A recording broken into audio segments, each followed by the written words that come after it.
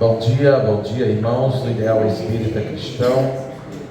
Nesta manhã de domingo maravilhosa, céu parcialmente nublado, um clima gostoso de se curtir, onde nós, nesta manhã gostosa, temos a grata satisfação de ouvir mais uma palestra da nossa irmã Geraldinha, que nos agracia com mais esse presente nesta manhã. Que Jesus nos abençoe, nos fortaleça e ilumine cada vez mais, para que nós possamos aprender também um pouco mais do conhecimento que ela adquiriu ao longo dessa caminhada. E vamos iniciar com a prece, para que possamos nos harmonizar cada vez mais. Os nossos irmãos internautas, se também quiserem, se acomodem bem no seu assento, no seu sofá, na sua cadeira, na sua cama, onde você estiver, e procure ligar o seu pensamento a Jesus, que nesta manhã de domingo te convida, ou melhor, nos convida para ouvir os seus ensinamentos e beber um pouco dessa água que sedenta e desse amor que transforma. Então, Jesus, por esse grande presente que o Senhor permite que a terra receba, somos todos muito gratos. A palavra que nós encontramos nesse momento, que possa definir a nossa grata satisfação, é gratidão, Jesus. Gratidão por podermos beber dessa água que sedenta, para poder vivenciar desse amor que tu trouxestes gratuitamente, exemplificastes e praticastes, para que todos nós pudéssemos ter a certeza de que não estamos sós e de que jamais estaremos sós. Portanto, envolve-nos mais uma vez com as energias benfeitoras e curadoras do teu olhar, para que uníssimos a ti, possamos continuar nesse caminho de luz que preparastes para cada irmão teu, e que não possamos jamais desistir desse caminho, mas ao contrário, nos fortalecer cada vez mais em ti.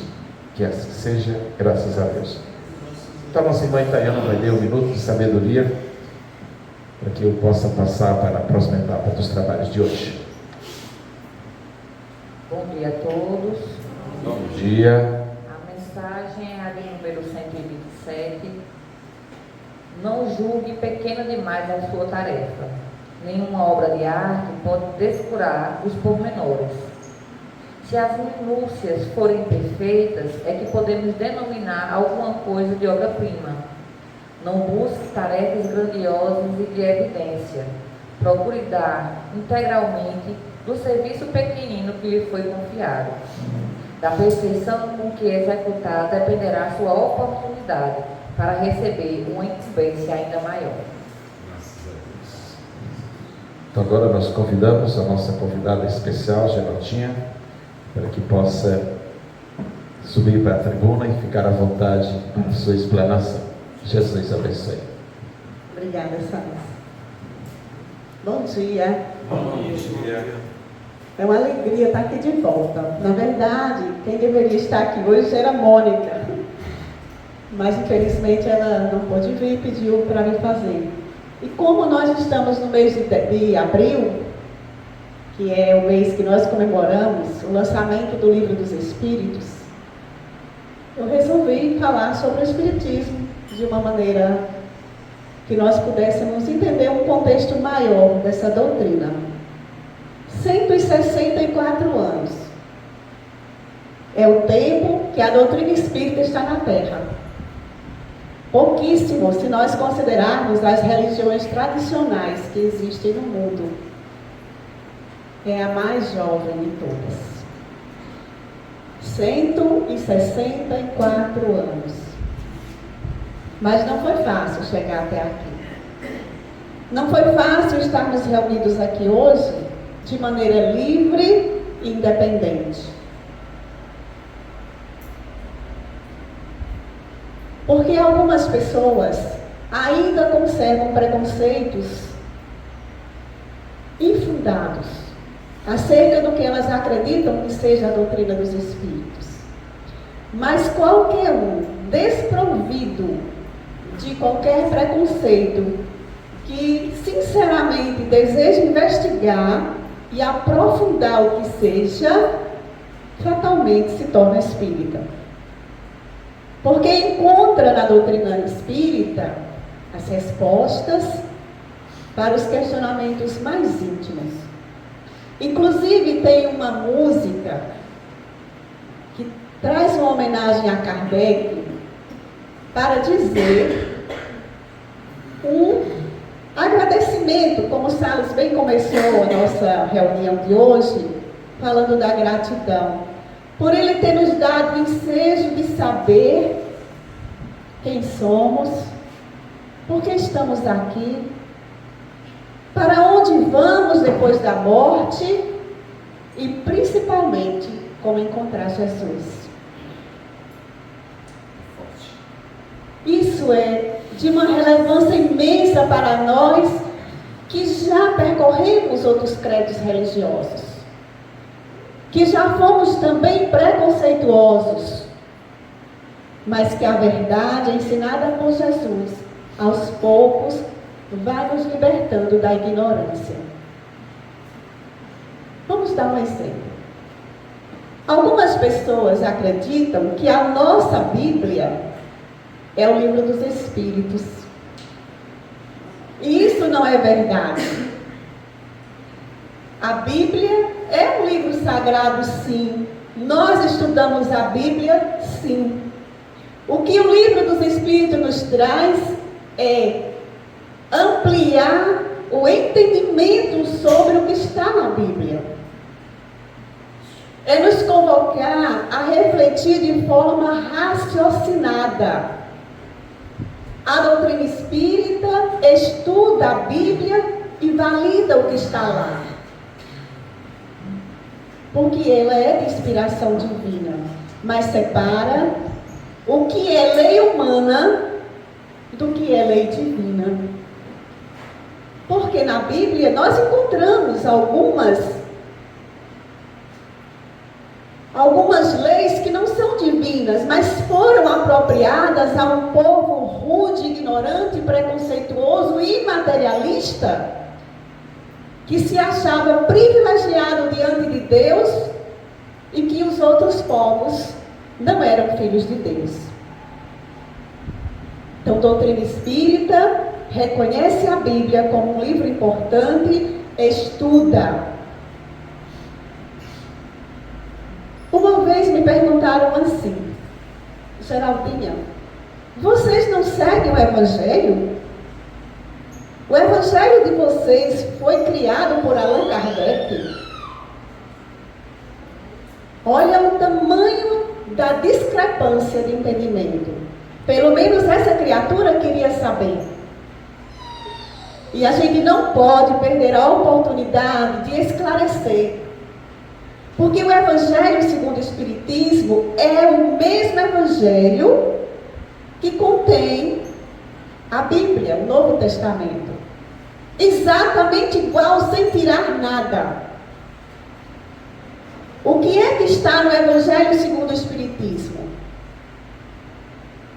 O que está é aquilo em que as religiões são unânimes. Porque se eu falar com vocês sobre a vida de Jesus, os atos comuns da vida dele, vai ter uma série de entendimentos. Onde Jesus estava na adolescência? Ele foi para o Egito ou ele não foi? Ele nasceu em Nazaré ou em Belém? Então, nós seres humanos aqui, historicamente, não vamos entrar numa concordância sobre isso. Porque alguns acreditam que ele nasceu em Nazaré e outros que ele nasceu em Belém. E a gente está falando dos estudiosos, pesquisadores da Bíblia.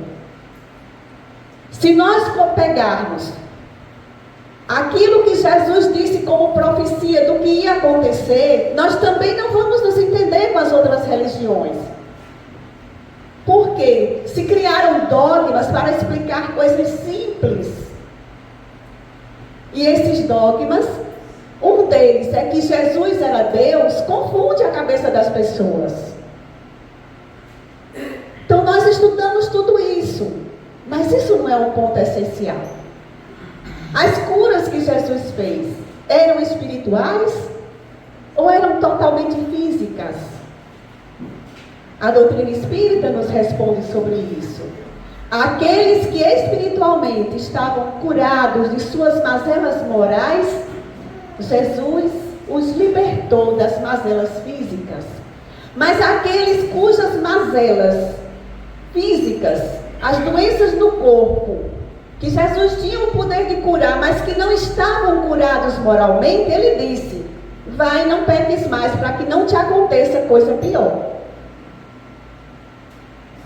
Agora, o ensino moral trazido por Jesus é unânime em todas as religiões cristãs. E é essa coletânea que está no Evangelho segundo o Espiritismo. Ele é diferente do Novo Testamento? Absolutamente não. Mas ele contém, em cada passagem desse código moral, que é um caminho mais estreito para se chegar a Deus, a explicação dos Espíritos. Para vocês terem uma ideia, no capítulo 16 do Evangelho segundo o Espiritismo, tem uma parábola que poucas vezes a gente relembra nos estudos, nas palestras, mas eu fiz questão de trazer aqui hoje. É a parábola do mal rico, que todo mundo conhece, porque até a Igreja Católica faz referência a São Lázaro. Não é verdade? Faz até festa para os cachorros. E está lá no nosso Evangelho, tal qual se encontra no Novo Testamento, a parábola do mal rico. Por que eu escolhi essa parábola? Porque ela encerra questões profundas em todas as áreas do pensamento religioso e dos princípios básicos da doutrina espírita. Eu vou contar a parábola com minhas palavras para que vocês possam relembrar, porque eu sei que vocês conhecem. Havia um homem rico que se vestia de púrpura e linho. Púrpura é algo que brilha, ou seja, ele se vestia no mais alto grau de qualidade da sua época. E se tratava magnificamente todos os dias, ou seja, ele cuidava da aparência, ele cuidava do seu corpo. Ele era um homem muito rico. E havia um homem, um pobre, chamado Lázaro, que vivia a mendigar e queria comer as sobras da mesa do rico. E Lázaro tinha um corpo ulcerado de feridas. E os cães vinham lhe lamber as chagas. Detalhe: não lhes davam as sobras. Está lá, no Evangelho, no Novo Testamento, em qualquer Bíblia que vocês abrirem, vai estar a parábola do mal rico. O que acontece em seguida? Ambos morrem. E dois destinos se apresentam para aqueles personagens. O homem rico vai para um lugar de tormentos onde ele tem muita sede. Lázaro, que viveu uma vida miserável, isolado, abandonado, tendo como amigo apenas os cães, passou muita necessidade. Vai para um lugar que na linguagem de Jesus, no Evangelho, está registrada como seio de Abraão. Por quê? Porque Abraão era o patriarca do povo judeu. Era a personalidade mais nobre, mais elevada que eles podiam respeitar. E nós trazendo para os dias de hoje, no linguajar da doutrina dos Espíritos, nós vamos dizer assim, que Lázaro teria sido recolhido numa colônia espiritual elevada, E o rico estaria no umbral, sofrendo a colheita do seu procedimento egoísta durante a vida perante os bens materiais. Vou contar a parábola e depois nós vamos analisá-la de uma forma mais tranquila. A primeira coisa que nós podemos observar aqui, e que eu quero deixar muito claro, para quem acha que doutrina espírita não segue Jesus nem segue a Bíblia. Primeiro, a parábola está no nosso Evangelho, comentada pelos Espíritos sobre o desprendimento dos bens terrenos. É esse o capítulo.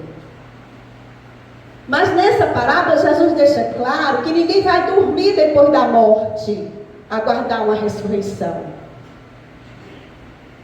Tanto o rico egoísta continua vivo sofrendo, quanto o pobre Lázaro está numa condição boa, amparado, vestido de luz, assessorado por um bom espírito, que para o povo judeu, o mais alto grau era Abraão. Então nós temos aí a realidade do mundo espiritual. Não é invenção dos espíritas. Nada do que o Espiritismo diz é novidade. Tudo já foi dito por Jesus. O que os Espíritos nos fazem é esclarecer isso e apresentar de uma forma mais detalhada. Então essa história de que você morreu, acabou, ou que você morreu e vai dormir e esperar ressuscitar, isso é balela. Porque Jesus é a verdade. E foi Ele que nos contou isso, mostrando que se você cumprir as leis divinas, você será amparado depois da morte e será acolhido num mundo melhor do que esse. Mas se você for egoísta, se você não usar de forma coerente os bens que Deus lhe confiou, você vai padecer ainda um período numa região de sofrimento e de trevas. Mas você não está condenado a ficar lá eternamente. Porque se você tivesse uma única vida, e por ter errado nessa vida, Deus lhe condenasse eternamente, Ele não seria Deus, seria um carrasco. Então vejam que a realidade do mundo espiritual, ela é condizente com o que nós fazemos aqui. E quem de nós vai levar o que possui para a outra vida? O que você traz é apenas o que você é. Agora, o que você encontra aqui quando você nasce numa família abastada, você não leva quando volta. Essa é a primeira lição dessa parábola. Além de nos revelar a condição espiritual de cada um de nós depois da morte, de que continuamos vivos do outro lado, ainda nos diz que o que eu encontro aqui quando eu chego e o que eu tenho quando eu morro, eu não levo. Por que Lázaro estava num lugar bom? Por que Lázaro estava amparado por Abraão? Pai Abraão, como ele chamava. Porque em nenhum momento, na sua provação, na sua expiação, na sua dor, Lázaro se revoltou contra Deus. Essa é a mensagem principal de Lázaro. Ele suportou com heroísmo, com confiança, com fé. Ele não maldisse do rico, ele não blasfemou contra Deus. Intimamente, por mais ignorante que ele fosse, ele sabia confiar na paternidade divina e de que aquele sofrimento era temporário, que lhe serviria para alguma coisa. E o que é que os Espíritos nos dizem com isso? Que o seu sofrimento não é à toa. A dor que você está passando não é um castigo. A doutrina espírita não é adepta de castigo. Sabe qual é o único castigo que existe para nós? O único que existe é nos privar do livre-arbítrio. O resto é plantação e colheita. Nós vamos voltar para a parábola. Abraão sofrendo numa região pesada, árida, onde ele sentia uma sede que não saciava, olha para o alto e vê Lázaro numa condição boa, no lugar de paz, no seio de Abraão, como eles chamam. E ele faz um pedido ao pai Abraão. Pai Abraão, por favor, mande Lázaro vir matar minha sede. Refrescar apenas um dedo, a ponta da minha língua, porque eu sofro tormentos terríveis aqui. E o que é que o pai Abraão diz para o rico? Vocês lembram? Meu filho, lembra-te que tu tiveste teus bens em vida material, e Lázaro só dores. E há um abismo entre nós e vós, de forma que nem tu podes ir para cá, nem Lázaro pode ir para aí.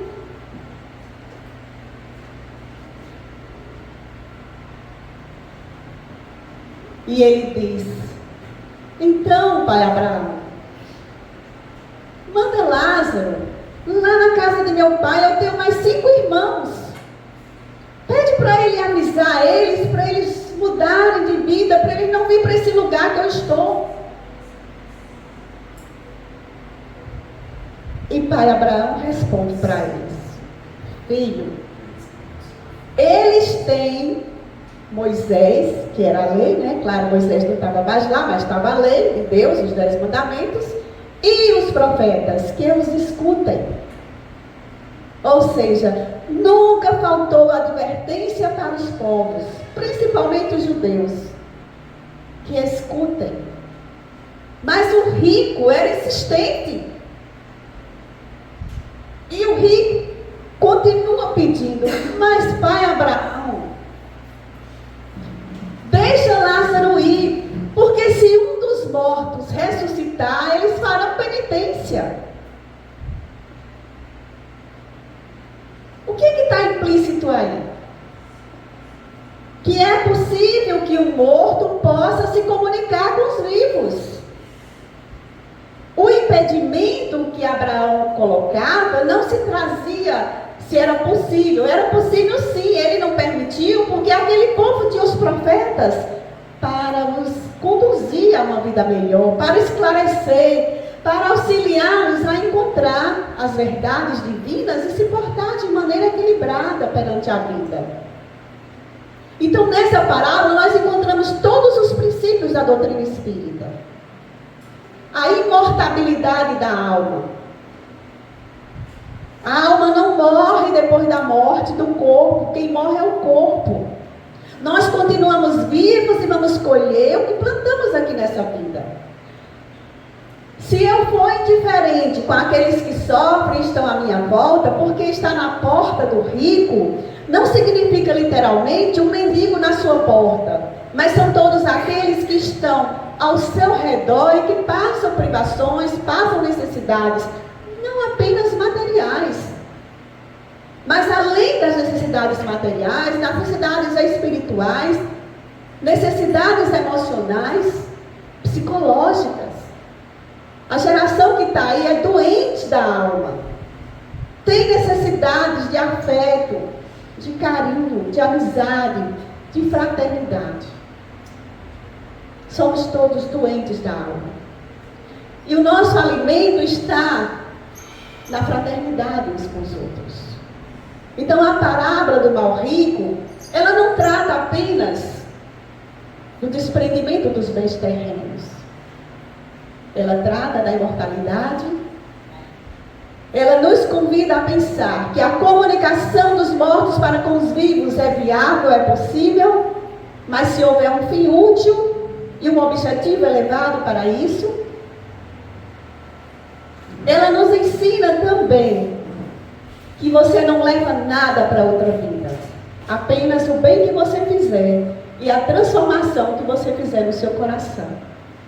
Porque a semente do reino de Deus, apesar de comparada a um grãozinho de mostarda, é um pedacinho da verdade. Quando você descobre na mensagem de Jesus uma verdade que modifica a sua maneira de ver a vida, aquilo é uma semente que vai germinar no seu intelecto e vai alimentar o seu coração. Então é o campo da espiritualidade que está se abrindo. E eu fico tão feliz hoje de conhecer pessoas que há bem pouco tempo eram céticas, negavam tudo, achavam uma ilusão que os espíritas eram os alienados que gostavam de sofrer. E ao primeiro contato com uma experiência espiritual, pela simples dúvida, ter certeza de que Deus é Pai, de que nós não estamos abandonados e que a espiritualidade nos alcança, independente da crença religiosa que você professe. Então, meus amigos, essa parábola do mal rico, ela é um convite para que a gente pense assim: quais são os valores, as riquezas que Deus colocou na minha vida? O que é que eu estou fazendo com isso? Pode ser um patrimônio material grande, pode ser um patrimônio intelectual de conhecimento. A saúde do corpo é um patrimônio que nós recebemos e muitas vezes nós nem percebemos. Porque a nossa alma, antes de vir para cá, podia ser doente. E Deus nos concede um corpo vigoroso para que a gente trabalhe as emoções. Então, seja o que for, cada um recebeu na proporção exata da sua capacidade de se renovar para Deus, que é a parábola dos talentos. Os talentos não são só habilidades musicais, profissionais. É o patrimônio que você recebeu. O seu corpo físico é um patrimônio emprestado. Você vai devolver esse corpo para a terra, para a natureza. E o que você está fazendo com ele? Você está dilapidando? Você está destruindo antes do tempo esse corpo? Ou você cuida dele como um templo sagrado da sua alma? O Espiritismo não foi implantado de forma muito fácil, mas ele cresce a cada dia. E se nós éramos, vamos dizer assim, 5% de médiuns, já fez um trabalho grandioso de expansão, um Chico Xavier já iluminou a humanidade. Como a gente tem carência de médiuns sérios, dedicados, verdadeiros? Porque um único médium no país pode iluminar toda a comunidade, inclusive fora. Mas o médium que envereda pela vaidade, pela fascinação do próprio ego, ele não está colaborando com Jesus. Ele destrói o trabalho dos que o antecederam. Vocês imaginem quando nós formos 20% de médios dedicados ao Evangelho, trabalhando com Jesus na transformação para um mundo melhor. Nós só somos 7% hoje. Mas a geração que está nascendo aí, está vindo médios. E espíritos preparados, que vieram de outros sistemas, para impulsionar o progresso do planeta e transformar a Terra num mundo de regeneração. Todos esses pensamentos, meus irmãos, a gente precisa trazer à tona. Porque o maior presente que a Terra recebeu foi esse Consolador que Jesus prometeu que ficaria eternamente conosco. É a doutrina dos Espíritos. Ela não veio pelas mãos de um único Espírito, mas de uma pleiade, de uma coletânea de espíritos nobres e elevados que, sob o comando do Espírito de verdade, que é o próprio Jesus, disseminar a paz na terra e a verdade que liberta. 1857, abril, lançamento do primeiro livro dos Espíritos. Continha apenas 501 perguntas, mas Kardec foi convidado a reformular e no ano de 1860 publica o livro definitivo com 1019 itens, que é o que nós pesquisamos, estudamos e divulgamos. Em 1861, Kardec publica o Livro dos Médiuns. E no ano de 1864, o livro mais difícil para ele publicar, o Evangelho segundo o Espiritismo. Porque as trevas não queriam que aquele livro viesse para a Terra. E ele sofreu muito para implantar, chegou a ser preso. Mas enfrentou tudo com dignidade, com sabedoria e com humildade. Nunca usou de represália, de condenação ou de violência. Era um trabalhador de Jesus. E em 65, publica o livro Céu e Inferno. E em 1868, aliás, o livro A Gênese. Eu não conheço espírita que não tenha lido e estudado esses livros. Porque se você ainda não leu e não começou a estudar essa coleção, você é só admirador da doutrina espírita, dos postulados. Por isso que nós escutamos, muitas vezes, pessoas dizerem coisas que não condiz com a doutrina espírita. E nós temos que separar o que é uma opinião do que está lá nos conceitos. O Espiritismo não condena nada, você é livre. Você tem livre-arbítrio. Agora, a responsabilidade é inevitável. Você será responsabilizado e terá que reconstruir o que você destruiu. Você terá que mudar de entendimento até se ajustar às leis divinas. Estava conversando com Ilzani e mostrando para ela uma das consequências dos resquícios do nosso preconceito racial. Que a gente não se liberta da noite para o dia, mas fica no perispírito e vai sendo drenado aos poucos. É da lei. Tudo que é divino é para todos. Então nós temos que pensar como espíritos. Nós temos que nos questionar qual é o objetivo de eu estar aqui. Por que essa prova na minha vida? O que é que essa dor está me convidando a modificar no meu entendimento e no meu sentimento?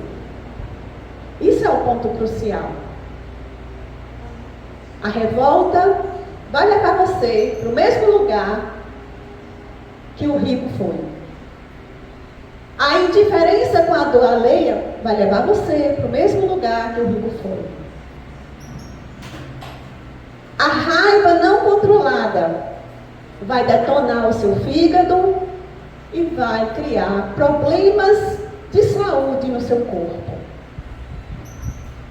O rancor e o ódio vai produzir verdadeiras bombas dentro do seu psiquismo e dentro do seu corpo. Isso é lei de causa e efeito. Então, como é que eu me liberto da dor? Entendendo.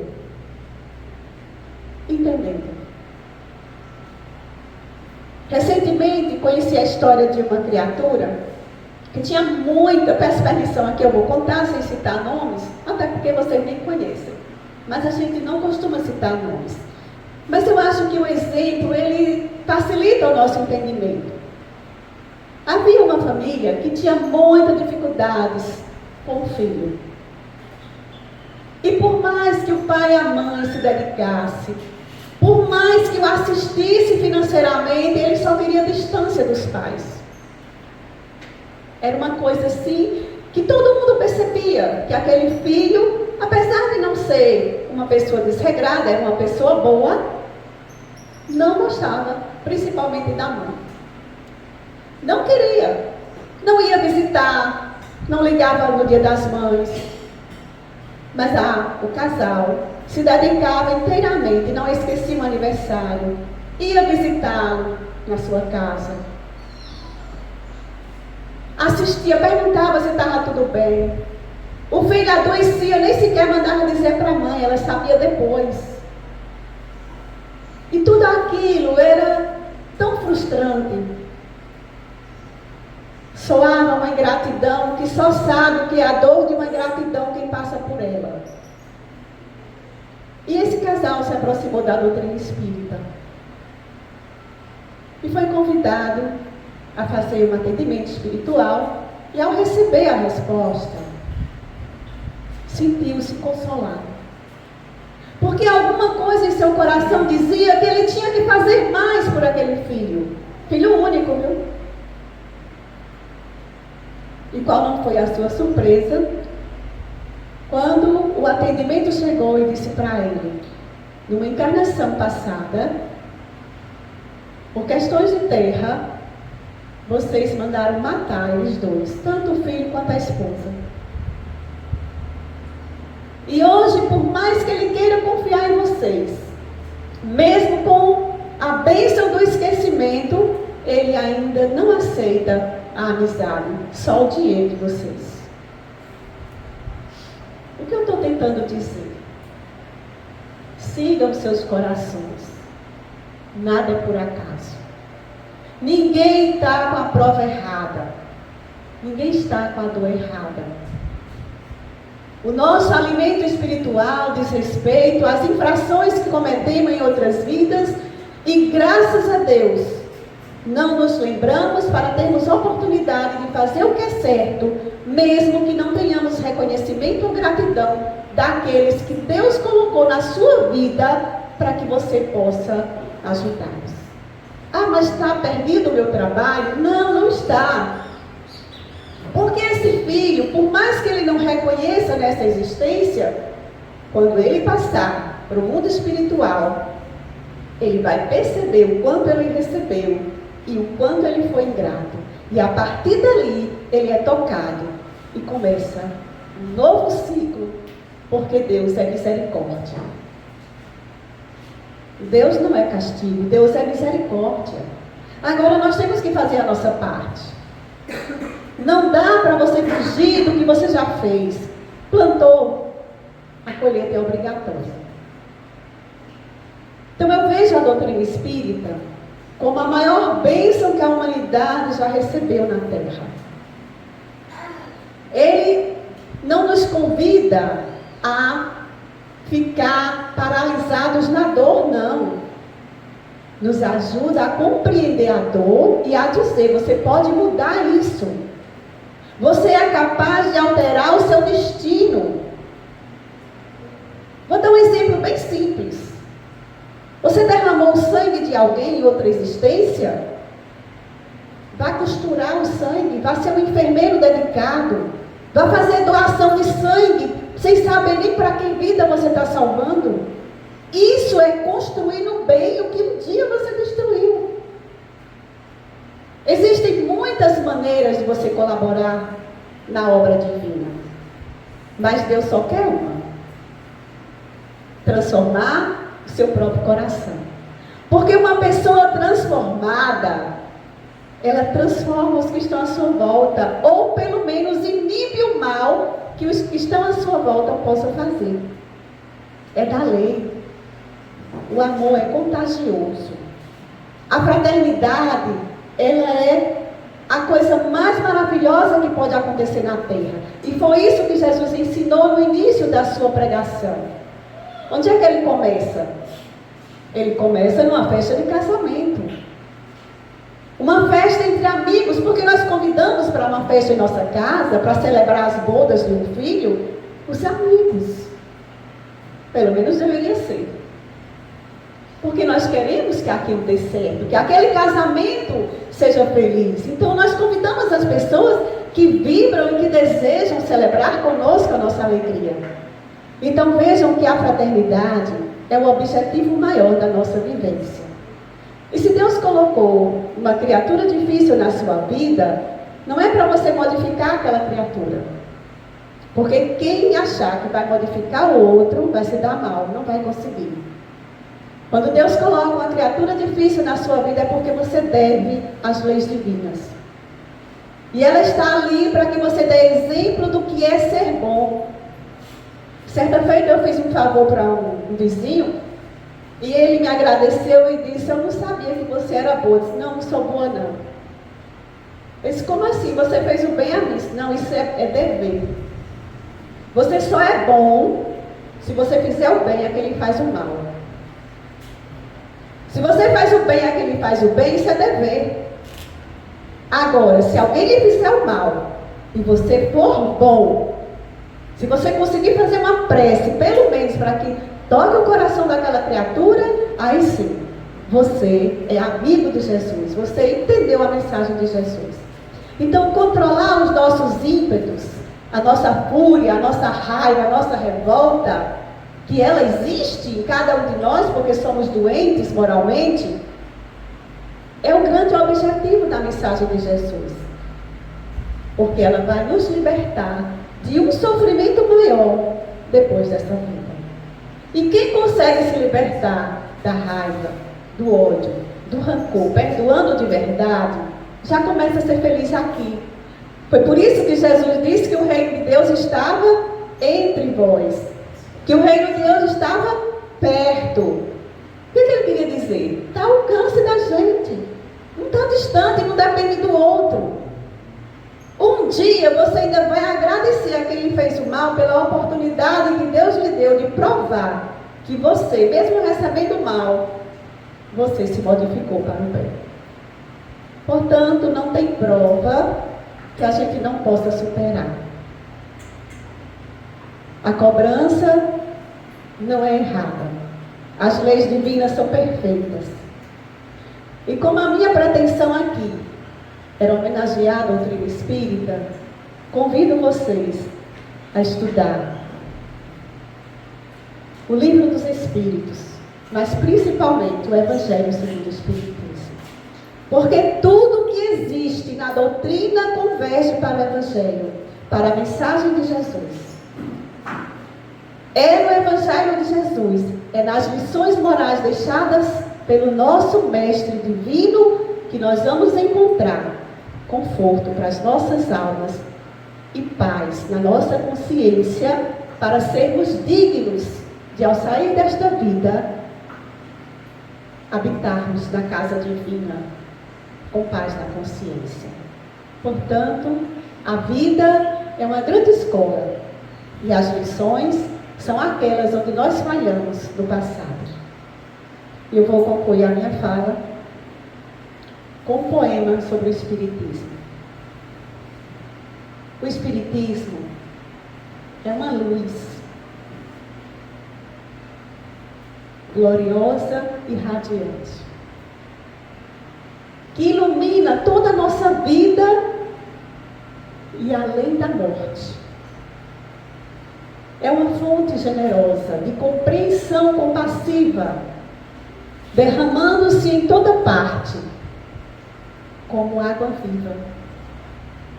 O Espiritismo é o templo da caridade, onde a virtude oficia, e onde a bênção da bondade é flor de eterna alegria. É uma árvore generosa, verde e forte, toda aberta em flor e frutos, de bonança e de verdade. Se buscas o Espiritismo, conforta-se em sua luz. O Espiritismo é apenas uma escola, mas o Mestre amado é Jesus. Muito obrigada.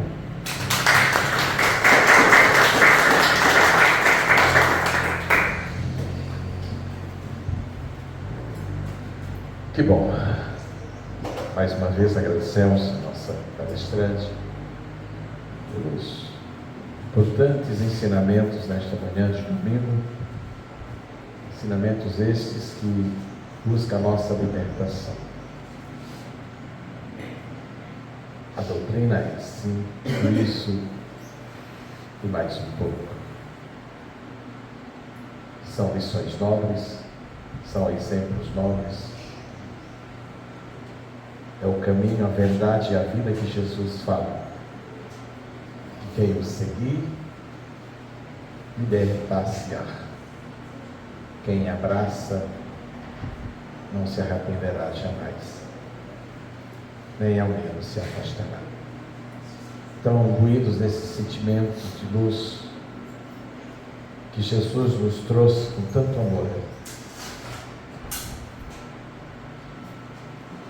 eu peço à nossa irmã Luzeli que profira a prece final para concluirmos essa etapa e após a conclusão passarmos para a próxima, que será o passe magnético.